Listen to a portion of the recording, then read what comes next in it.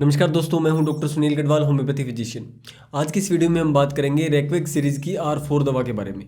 ये एक पेटेंट दवा है। इसके अंदर लगभग 10 दवाओं का कॉम्बिनेशन है। इस दवा का नाम है डायरिया ड्रॉप। डायरिया ड्रॉप से आप समझ गए होंगे कि ये मेडिसिन जो है वो लूज मोशन में काम आती है। अगर आपको किसी भी वजह से, चाहे वो एक्यूट हो चाहे वो क्रोनिक हो, अगर आपकी आंत में इन्फेक्शन हो गया हो, चाहे लंबे टाइम से हो चाहे अभी अभी इन्फेक्शन हुआ हो 5-7-10 दिनों में, अगर एक्यूट और क्रोनिक इन्फेक्शन आपकी आंत में हुआ है और उसकी वजह से आपको लूज मोशन लगे हैं, तो R4 दवा आपके लिए हो सकती है। नेक्स्ट है दोस्तों, गर्मियों में लू लग जाने से, कई बार होता है गर्मियों में लू लग जाती है तो उसकी वजह से हमें लूज मोशन लग जाते हैं, वोमिटिंग हो जाती है। तो जब गर्मियों में लू लगने से लूज मोशन लग जाए तो ऐसी कंडीशन में हम R4 दवा का इस्तेमाल कर सकते हैं। नेक्स्ट है दोस्तों, फूड पॉइजनिंग के अंदर, अगर आपको फूड पॉइजनिंग हुई, कोई आपने फूड ऐसा लिया जो आपको सूट नहीं किया और उसको लेने के बाद में आपको लूज मोशन लगे, तो ऐसी कंडीशन के अंदर हम R4 दवा का इस्तेमाल कर सकते हैं। साथ ही साथ अगर आपको लूज मोशन के साथ फीवर आया है, यानी लूज मोशन तब होता है जब इन्फेक्शन होता है, और इन्फेक्शन होता है तब फीवर आ सकता है, तो यानी डायरिया विद फीवर की कंडीशन है तो भी आप R4 दवा का इस्तेमाल कर सकते हैं। बहुत बार ऐसा होता है कि टाइफाइड फीवर के अंदर हमें लूज मोशन हो जाते हैं, जो कि टाइफाइड फीवर का सिम्टम है, क्योंकि टाइफाइड सैल्मोनेला टाइफी जो बैक्टीरिया है वो हमारे पेट के अंदर, हमारी आंतों के अंदर अफेक्ट करता है। तो उसकी वजह से हमें जो है पेट के कुछ सिम्टम्स, पेट में मरोड़ वगैरह, लूज मोशन वगैरह देखने को मिलते हैं। तो इस तरह के सिम्टम्स आपके अंदर हैं टाइफाइड फीवर के साथ, अगर आपको लूज मोशन है तो आप R4 दवा का इस्तेमाल कर सकते हैं। नेक्स्ट है दोस्तों, डाइसेंट्री के अंदर, डाइसेंट्री बोलते हैं जब हमारे लेटरिन के अंदर अगर ब्लड आने लगे, अगर स्टूल के अंदर ब्लड आ जाए और डायरिया के साथ ब्लड आ जाए, ठीक है, और पेट में मरोड़ आने लगे, तो इस कंडीशन को हम बोलते हैं डाइसेंट्री। और डाइसेंट्री के अंदर भी हम R4 दवा का इस्तेमाल कर सकते हैं। ठीक है, ये R4 दवा है दोस्तों, ये कॉम्बिनेशन है कुछ मेडिसिन का, इसमें कोई एक मेडिसिन नहीं है। होम्योपैथी में क्या होता है, जब भी हम कोई मेडिसिन देते हैं ना, तो हम पर्टिकुलर उसके सिम्टम्स के बेसिस पे देते हैं। और ये जो पेटेंट्स होते हैं इसके अंदर बहुत सारी मेडिसिन का कॉम्बिनेशन होता है, ताकि आप किसी भी कंडीशन में इसको इजीली ले पाएँ। अगर आपको डिफरेंशिएशन नहीं करना आ रहा है, आपको नहीं समझ आ रहा है कि डायरिया में कौन सी मेडिसिन ले, कौन से इन्फेक्शन में कौन सी मेडिसिन ले, तो आपको इस तरह के कॉम्बिनेशन आप ट्राई कर सकते हैं। इसमें आपको बहुत इफेक्टिव रिजल्ट मिलेंगे। पहली दवा है दोस्तों एसिड फोस, जो इसके अंदर यूज़ हुई है। एसिड फोस दवा एक्यूट और क्रोनिक डायरिया के अंदर इस्तेमाल करी जाती है। जो डायरिया आपको लंबे टाइम से था या डायरिया आपको अभी अभी हुआ है कोई एक्यूट इन्फेक्शन की वजह से, ठीक है, और उसकी वजह से आपको वीकनेस आ जाए ड्यू टू फ्लूइड लॉस, आपको डायरिया के अंदर बहुत ज़्यादा जब लूज मोशन लगा, आप बार बार फ्रेश होने के लिए गए, आपका बॉडी से वाटर की कमी आ गई आपकी बॉडी में, उसकी वजह से आपको वीकनेस फील हो रही है, तो ऐसी कंडीशन में एसिड फोस दवा बहुत अच्छा काम करती है। नेक्स्ट है दोस्तों बैप्टीशिया। बैप्टीशिया टाइफाइड फीवर की बहुत अच्छी दवाई है। अगर आपको डायरिया विद टाइफाइड है तो बैप्टीशिया बहुत अच्छी दवाई है। नेक्स्ट इसमें दवा डली है दोस्तों कैमोमिला। कैमोमिला कोलिक्स के लिए बहुत अच्छी दवाई है। अगर आपको लूज मोशन के साथ पेट में मरोड़ जैसा दर्द हो रहा है तो कैमोमिला बहुत अच्छी दवाई है। साथ में साथ आपको लूज मोशन के साथ आपको बॉडी में चिड़चिड़ापन, आपके स्वभाव में चिड़चिड़ापन, इरिटेबिलिटी, किसी से बोलने का मन नहीं करना, किसी से बात करने का मन नहीं करना, छोटी छोटी चीज़ों में गुस्सा आना, इस तरह के सिम्टम्स भी हैं तो कैमोमिला उसको कवर कर सकती है। नेक्स्ट है दोस्तों चिनम आर्स। अगर आपको डायरिया विद फीवर है, आपको डायरिया के साथ बुखार है और बुखार की वजह से और डायरिया की वजह से आपके अंदर बहुत ज़्यादा वीकनेस आ चुकी है और वो जो डायरिया है वो बैक्टीरियल इन्फेक्शन की वजह से है, तो चिनम आर्स बहुत अच्छी दवाई है। नेक्स्ट है दोस्तों कोलोसिंथ। अगर आपको डाइसेंट्रिक की कंडीशन है, यानी आपको डायरिया के साथ लेटरिन के अंदर ब्लड आना शुरू हो गया है और आपके पेट में बहुत तेज़ मरोड़ लग रहा है और मरोड़ के साथ आपको मोशन के लिए जाना पड़ता है, जैसा कि अल्सरेटिव कोलाइटिस या क्रोन्स जैसी कंडीशन में होता है, तो ऐसी कंडीशन में भी हम इसके प्रभाव को रोकने के लिए, थोड़े से फ्लेयर अप को मैनेज करने के लिए हम इस दवा का इस्तेमाल कर सकते हैं। नेक्स्ट है दोस्तों फेरमफोस। ये पर्टिकुलर फीवर की दवाई है, ठीक है, फेरमफोस, जिसके अंदर अगर आपको वाटरी डिस्चार्ज है और वाटरी डिस्चार्ज ऐसा है जिसके अंदर आपको बहुत तेज़ स्मेल आ रही है, लेटरिन के अंदर आपको पतला पानी की तरह डायरिया हो रहा है और उसके साथ आपको तेज़ गंदी बदबूदार स्मेल आ रही है उस डायरिया के अंदर, ठीक है, और उसके साथ आपको फीवर है, आंतों में सूजन है, तो फेरमफोस बहुत अच्छी दवाई है। नेक्स्ट है दोस्तों मरक्कोर। मरक्कोर दवाई काम करती है अगर आपको लेटरिन के साथ ब्लड आ जाए, कोलिक्स हो जाए, वीकनेस आ जाए और साथ ही साथ आपके पेट में मरोड़ आने लगे, तो मरक्कोर बहुत अच्छी दवाई है। ये दवाई अल्सरेटिव कोलाइटिस जैसी कंडीशन में बहुत अच्छा काम करती है, तो इस दवा को भी इसमें ऐड किया गया है ताकि हम डायसेंट्री की कंडीशन को भी मैनेज कर पाएँ। नेक्स्ट दवा है दोस्तों ओलिएंडर।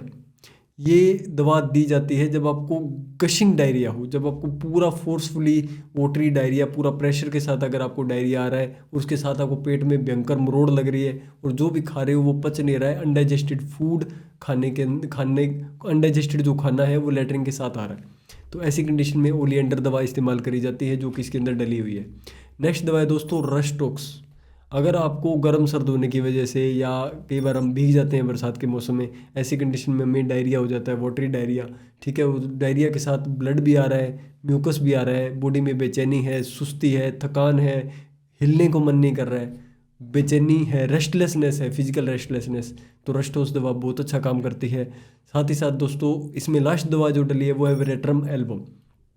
अगर आपको vomiting plus diarrhoea plus violent shivering है, यानी आपको उल्टी भी आ रही है, आपको दस्त भी लग रहा है और आपको चिल है, मतलब बहुत ज़्यादा ठंड लग के आपको बुखार आ रहा है, ठीक है, और स्पेशली डायरिया इन समर, अगर आपको गर्मियों में डायरिया होता है तो ऐसी कंडीशन में वेरेट्रम एल्बम बहुत अच्छी दवाई है। तो ये जो दवाइयाँ हैं 10 दवाइयाँ, वेरेट्रम एल्बम, रस्टोक्स, ओलिएंडर, मर्कोर, फेरमफोस, एसिड फोस, कैमोमिला, चिनम आर्स और कोलोसिंथ, इसके ये बहुत सारे सिम्टम्स को कवर करती है, एक साथ बहुत सारे सिम्टम्स को कवर करती है। तो R4 दवा का फ़ायदा ये मिलेगा आपको कि आप बहुत सारी कंडीशंस में इस दवा को इस्तेमाल कर पाएंगे। तो इसमें बहुत सारी दवाई मिली हैं, तो इसकी वजह से ये कोई ना कोई सिम्टम्स आपका मैनेज कर सकती है और आपकी कंडीशन को ठीक कर सकती है। जब आप किसी होम्योपैथी डॉक्टर के पास जाते हैं तो होम्योपैथी में प्रिस्क्रिप्शन इस तरह से नहीं होता।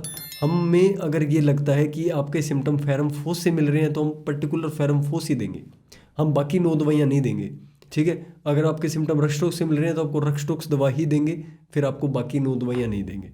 तो होम्योपैथी में आप अगर आप डॉक्टर से कंसल्ट करके कोई ट्रीटमेंट लेते हो फिर आपको पर्टिकुलर ही दवा मिलती है, लेकिन अगर आप खुद से कोई मेडिसिन लेते हो तो फिर इसमें 8-10 दवाओं का कॉम्बिनेशन, जिसको ये पेटेंट्स होते हैं, ये आप इस्तेमाल कर सकते हो, इससे आपको थोड़ा बहुत रिलीफ मिल जाएगा।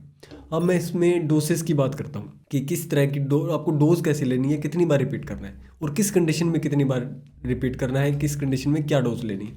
सबसे पहले आप समझ लो एक्यूट फीवर के अंदर, अगर आपको फीवर है, बुखार है, तो आप 20 मिनट के गैप से 20 बूंदे लेते रहिए, ठीक है, थोड़े से पानी के अंदर मिक्स करके। अगर आप इसको कंटिन्यूसली 5-7 बार रिपीट करेंगे तो आपका फीवर जो है वो काफ़ी मैनेज हो जाएगा। और जैसे ये ठीक होने लगे आपकी कंडीशन तो आप इसकी 10 बूंदें हर 2 घंटे या 1 घंटे के गैप से लेना शुरू कर दीजिए और फिर 5-7 दिन तक इसको कंटिन्यू करिए, दिन में 3 बार, सुबह दोपहर शाम खाना खाने से पहले, जब तक पूरी रिकवरी फीवर की या डायरिया की ना हो जाए। यानी एक्यूट स्टेज के अंदर तो आप इसको फ्रिक्वेंटली यानी बार बार रिपीट करेंगे।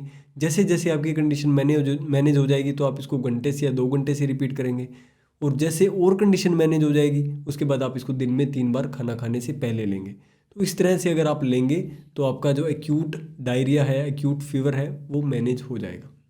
नेक्स्ट है दोस्तों नॉर्मल जो डायरिया होता है जिसमें ब्लड नहीं आ रहा हो, ऑर्डिनरी जो डायरिया है, इसके अंदर आप 10 बूंदे हर 1 घंटे के गैप से आधा कप गुनगुने पानी के अंदर, अगर आपको पानी सूट नहीं कर रहा है, पानी पीते ही आपको लूज मोशन लग रहे हैं, तो आप इसको डायरेक्टली टंग पे भी ले सकते हैं। नेक्स्ट है दोस्तों टाइफाइड फीवर के अंदर, अगर आपको इंटेस्टिनल डिस्टर्बेंस है, टाइफाइड फीवर के साथ आपकी आंत में गड़बड़ है, आपको लूज मोशन लगे हुए हैं, तो आप इसकी 10 बूंदे हर 1 घंटे के गैप से फ्रिक्वेंटली रिपीट कर सकते हैं। इससे आपको बहुत जल्दी बेनिफिट मिलेगा। आप 5-6 डोज लेंगे तो आपको आराम आ जाएगा। नेक्स्ट है दोस्तों क्रोनिक डायरिया, अगर आपको बहुत लंबे टाइम से डायरिया है तो आप इसको फ्रिक्वेंटली रिपीट मत करें, फिर आपको दिन में 3 बार इसका इस्तेमाल करें। 10 बूंदे आधा कप गुनगुने पानी में दिन में 3 बार, सुबह दोपहर शाम। अगर आपको डायरिया की कंडीशन काफ़ी लंबे टाइम तक चल जाती है, कई बार ऐसा होता है कि डायरिया 5 दिन, 10 दिन, 15 दिन चल जाता है, तो इसकी वजह से बहुत ज़्यादा फ्लूइड लॉस होने से हमारी बॉडी के अंदर वीकनेस आ जाती है। तो ऐसी कंडीशन में R26 एक मेडिसिन है जिसकी 10 बूंदे आप दिन में 1 बार कम से कम ज़रूर इस्तेमाल करें इस दवाई के साथ। इससे आपको जो बॉडी में वीकनेस लग रही है, जो वाइटलिटी आपकी लो लग रही है, आपकी बॉडी में एनर्जी फील नहीं हो रही है, तो वो चीज़ें में आपको ज़रूर हेल्प मिलेगी। मेरे पास दोस्तों कमेंट्स आते हैं कि आप रैकवैक सीरीज़ को कंटिन्यू करिए, क्योंकि मैंने पहले R1, R2 और R3 पे वीडियो बनाई थी जो लोगों ने बहुत ज़्यादा पसंद करी। तो हमने आज R4 दवा पे आपको पूरा डिटेल में मेडिसिन की जो वीडियो है वो बना के दी है। मेरा वीडियो बनाने का मकसद सिर्फ इतना है कि आपको समझ आ जाए कि जो R4 दवा है वो किस तरीके से इस्तेमाल करी जाती है। जो भी मैंने इस वीडियो में बताया है, जो भी डोजेज बताई है, जो भी सिम्टम्स बताए हैं, वो रैकवैक सीरीज़ की जो बुक है R4 की, ठीक है, उसके अंदर से मैंने डिस्क्रिप्शन से पढ़ के मैंने इसमें से बताया। मैंने खुद से कुछ भी नहीं बताया, मैंने खुद के एक्सपीरियंस से कुछ भी नहीं जोड़ा इसके अंदर।